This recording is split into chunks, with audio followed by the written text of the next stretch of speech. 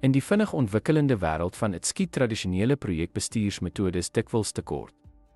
Agile is egter 'n spelwisselaar. Dit floreer op aanpasbaarheid, wat dit perfek maak vir omgewings waar tegnologie vinnig ontwikkel. Agile moedig iteratiewe en inkrementele ontwikkeling aan. Dit fokus op buigsaamheid en vinnige reaksie op verandering. Agile bevorder deurlopende terugvoer van belanghebbendes. Spanne werk in sprints om korttermyndoelwitte doeltreffend te bereik. Agile verminder risiko's deur probleme vroeg in elke iterasie te identifiseer. Dit projekte trek voordeel uit Agile se aanpasbaarheid by vinnige tegnologiese veranderinge.